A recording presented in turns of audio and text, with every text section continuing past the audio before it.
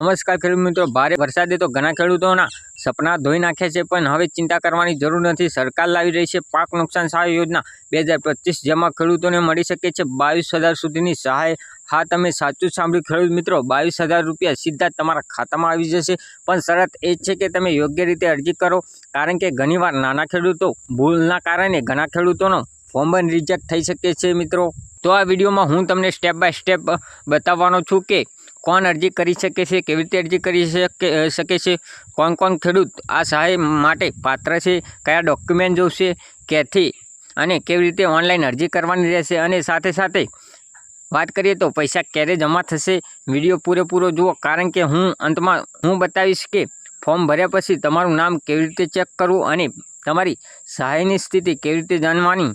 ચાલો શરૂ કરીએ આ વિડીયોમાં। તે પહેલાં તમે બધા નવા તમારી ચેનલને પણ સબસ્ક્રાઈબ કરી દેજો, નોટિફિકેશન ઓન કરજો, જેથી કરીને મારા આવનારા બધા જ વિડીયો તમારી સુધી પહોંચી જાય। અને હા, તમે કયા ગામમાંથી વિડીયો જોશો, તમારા ગામનું નામ કોમેન્ટ કરો, જેથી કરીને મને ખબર પડે કે મારો વિડીયો કયા ગામમાંથી તમે જોવો છો। તો ચાલો વિડીયો હવે ચાલુ કરીએ। હવે વાત કરીએ તો લાભ કેટલો મળી શકે છે ખેડૂત મિત્રો। દરેક પાત્ર ખેડૂતનો પાક પ્રમાણે રહેશે, એટલે કે મિત્રો ખેડૂતનો 33% વધારે નુકસાન થયેલું હોવું જોઈએ તેવા ખેડૂતોને લાભ મળશે। નાના ખેડૂતો માટે 13,500 સુધીની સહાય આપવામાં આવશે। મોટા ખેડૂતોને 22,000 સુધીની સહાય આપવામાં આવશે। આ સહાય ડીબીટી દ્વારા બેંક ટ્રાન્સફર મારફતે સીધી તમારા ખાતામાં જમા થશે મિત્રો। એટલે કે મિત્રો તમારે 33%થી વધુ નુકસાન હોય તો તેવા ખેડૂતોને 22,000 સુધીની સહાય આપવામાં આવી છે, અને નાના ખેડૂતોને 13,500 સુધીની સહાય આપવામાં આવી છે મિત્રો।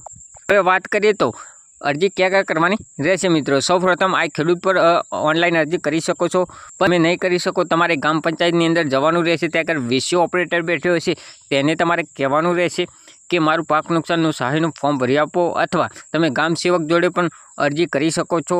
તેના માટે તમારે જરૂર ડોક્યુમેન્ટ આ જોઈશે મિત્રો। તમારું આધાર કાર્ડ, બેંક પાસબુક, ખેતરની નકલ એટલે 7/12ની નકલ જોઈશે, પાક નુકસાનનો પુરાવો એટલે કે મિત્રો તલાટીશ્રીનો જે સર્વેક્ષણ કર્યું હોય તેના પ્રમાણે દાખલો તમને આપશે, તે દાખલો ત્યાં આગળ તમારે સબમિટ કરવાનો રહેશે। આ બધા જ ડોક્યુમેન્ટ લઈને તમારે ગ્રામ પંચાયતની અંદર જવાનું રહેશે, અથવા ગ્રામ સેવક જોડે અરજી કરી શકો છો મિત્રો।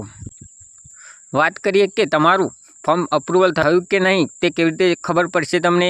આ રીતે આ ખેડૂત પોર્ટલ પર જઈને અરજી સ્થિતિ વિભાગમાં તમારું આધાર કાર્ડ નંબર નાખો, અહીંયા તમને તમારું ફોર્મ સ્ટેટસ અપ્રુવલ, પેન્ડિંગ અથવા રિજેક્ટ દેખાશે।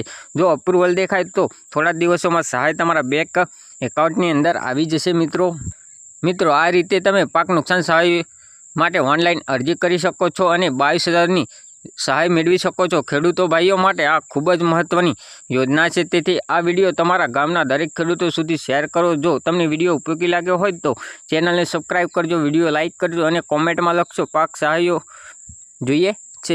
ચાલો ફરી મળીએ એક નવી સરકારી યોજના સાથે। જય ખેડૂત, જય ગુજરાત।